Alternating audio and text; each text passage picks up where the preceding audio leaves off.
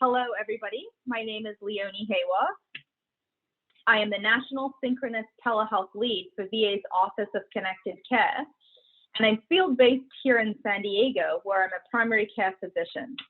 A little bit of history about our expansion into video telehealth at VA. We started, of course, with VA facilities being our core location of care, mainly initially inpatient care, hospital-based care, expanded to the community-based clinic model in the 90s.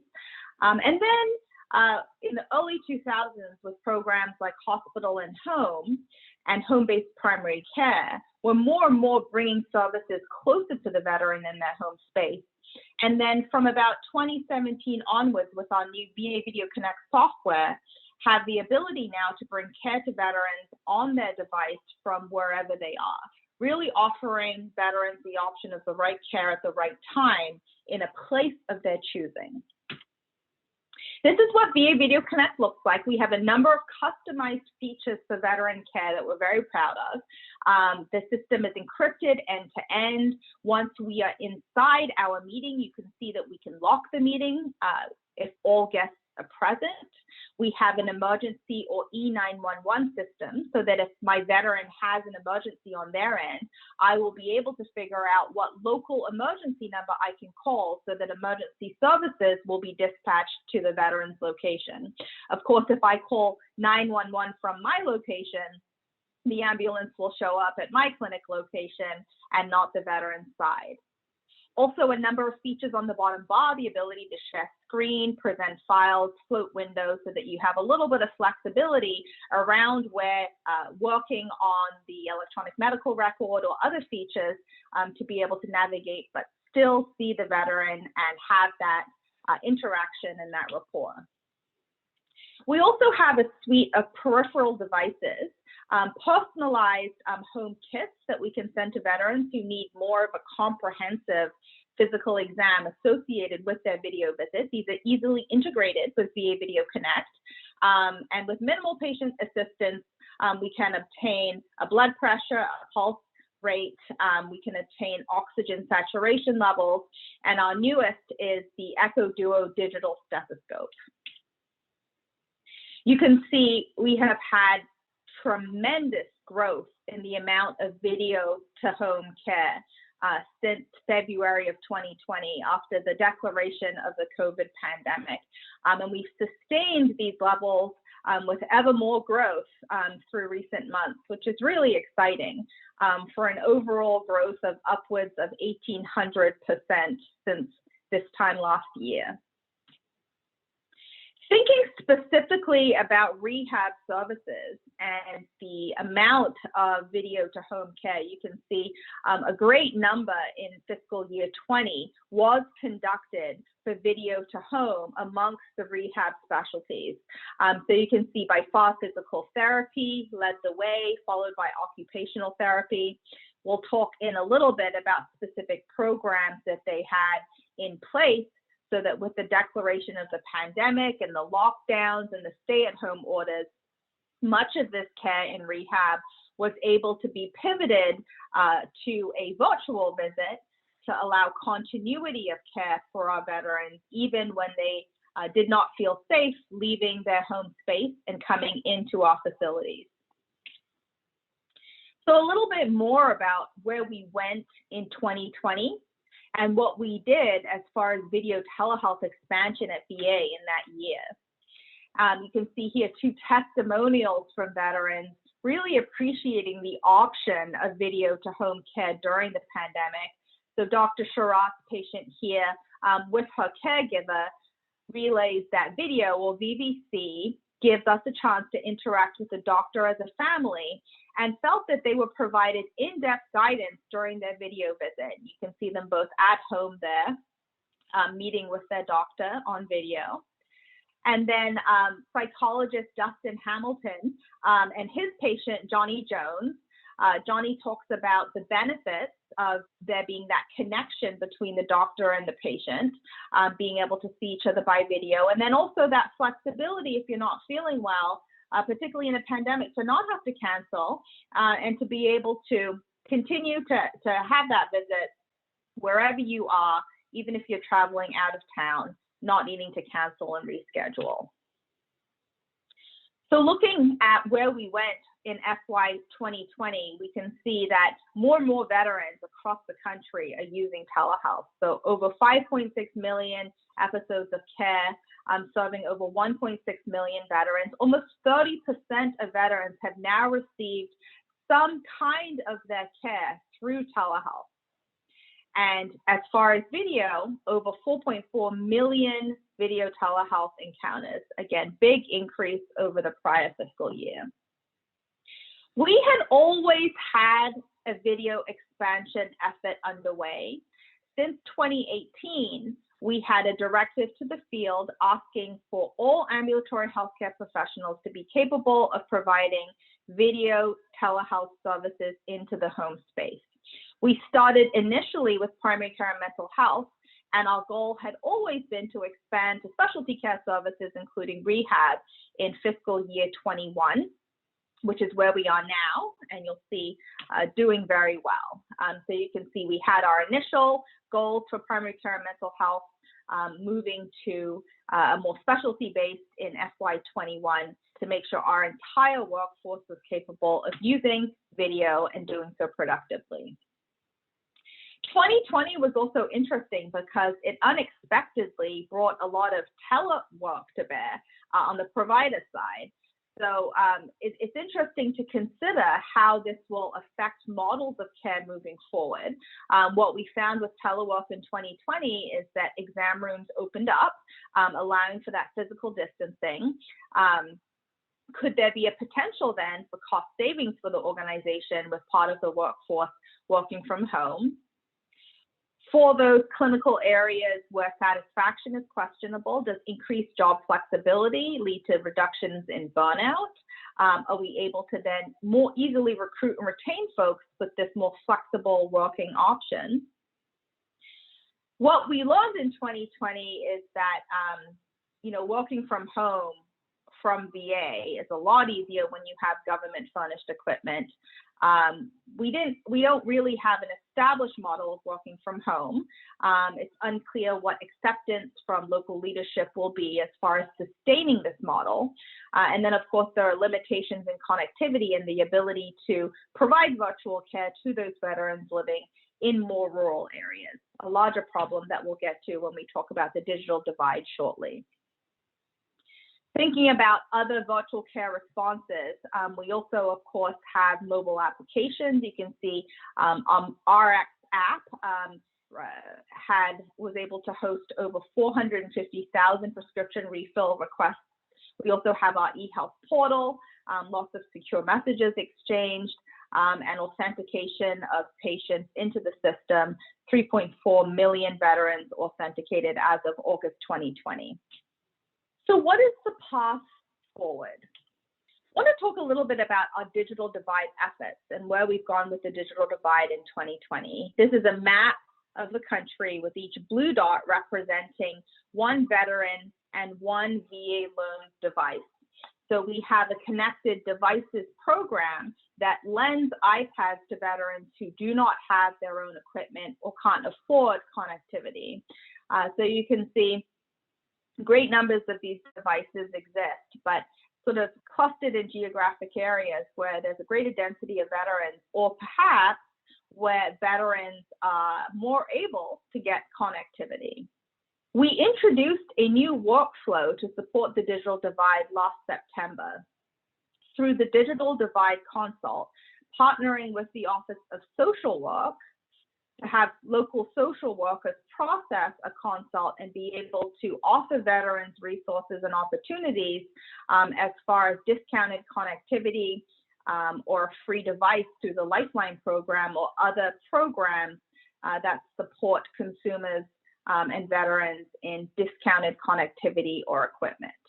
There is, of course, as a part of this workflow, the option of veterans receiving one of our loaned iPads that I was telling you about, and really giving the flexibility for those veterans to engage in telehealth from their home if they're able to.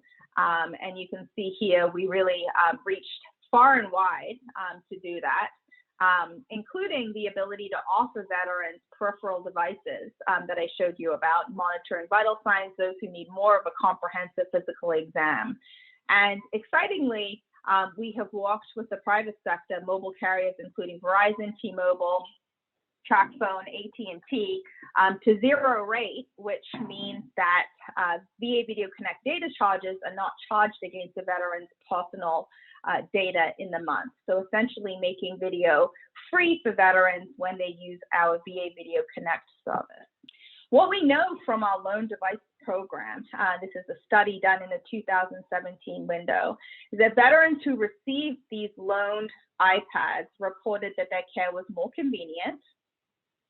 In mental health, which was at that time where most of the tablets were being used, there were almost 30% fewer missed appointments, and also better continuity of care. So you can see a big jump up there, 31 to 40% in a mental health continuity of care measure. So really good outcomes to support use and lending of these devices to veterans.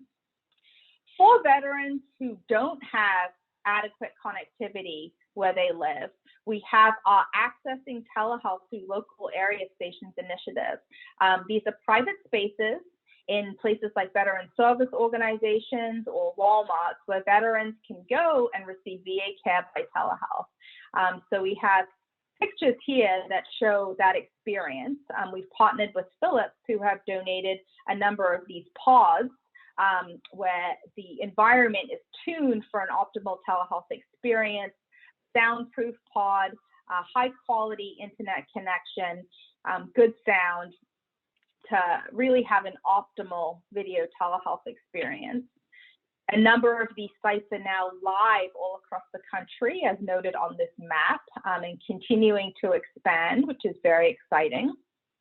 And moving forward, we have the opportunity to think about really providing the opportunity and the option of telehealth to every veteran should they desire, really trying to mitigate that divide where veterans may not be able to receive care or perhaps don't have the opportunity to do so. I want to talk a little bit about field practices that have really solidified, particularly in the area of rehab, practices to support care for veterans in the home space. So as we take a look at these strong practices, I'll note that these are actual practices submitted to a blog that I have called the VVC Strong Practices. And you can see they basically are best practices from the field where folks have stood up programs to really enable veterans to get care in a very flexible manner. And many of these stood up very quickly in response to the pandemic to ensure continuity of care with veterans across a number of services, and in particular in the following services that I'll show you. So you can see speech therapy to home at VA Tampa, specifically highlighting the opportunities there for veterans who are recovering from falls and strokes, actually worked out nicely to be able to offer them the option of video to home, reducing the need for travel for the veteran and also the burden associated with that on the part of the caregiver. Also, they noted money savings for travel for the veterans.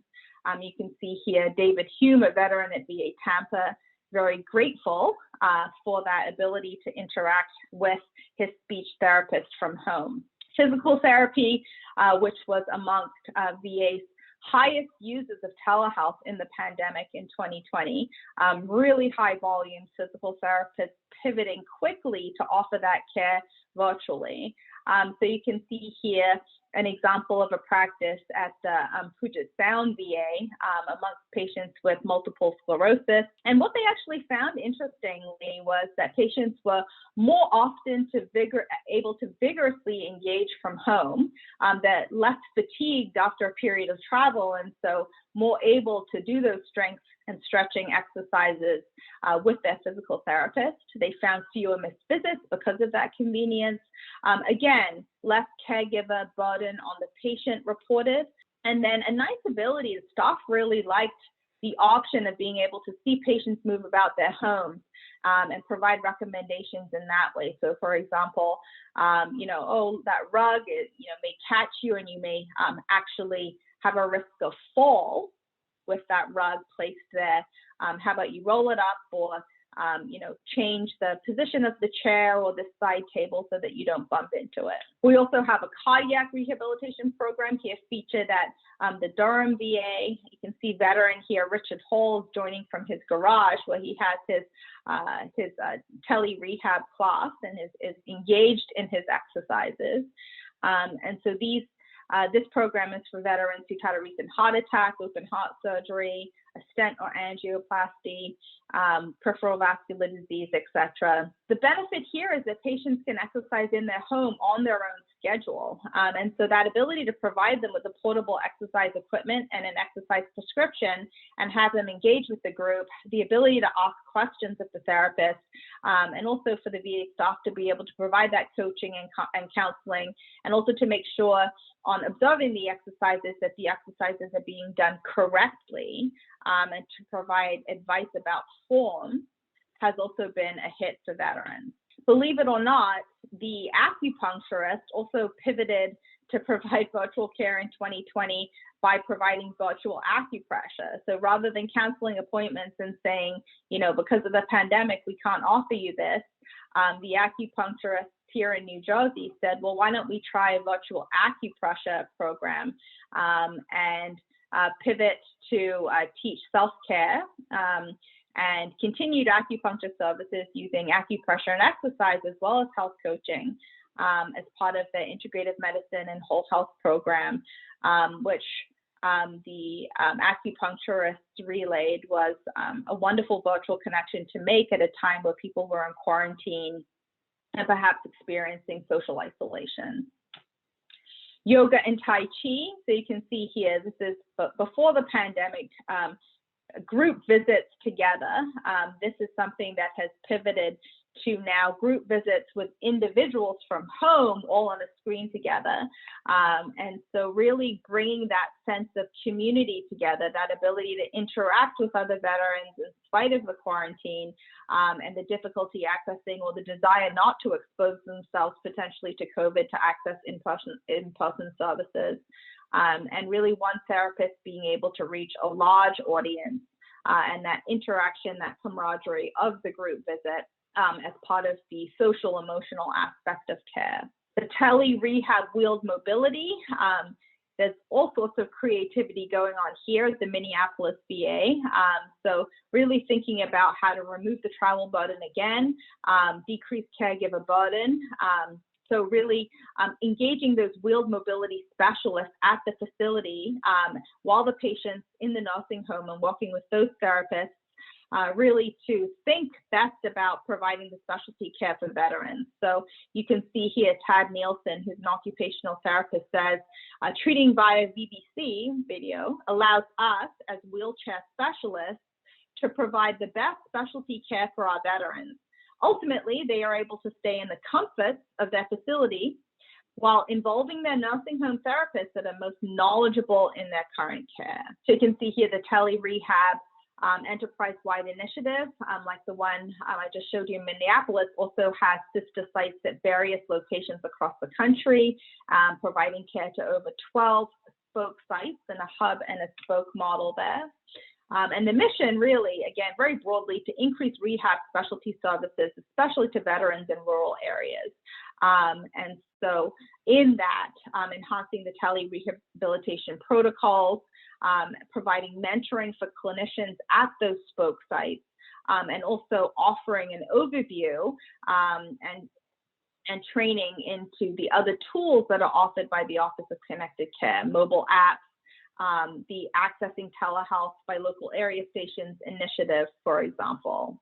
And so really wide target areas for this enterprise-wide initiative, physical therapy, occupational therapy, speech therapy, you can see the whole list there, but really trying to optimize and maximize the number of rehab services that can be delivered virtually to every veteran, regardless of where they live, be it a nursing home, be it a location from home, regardless of the specialty rehab area.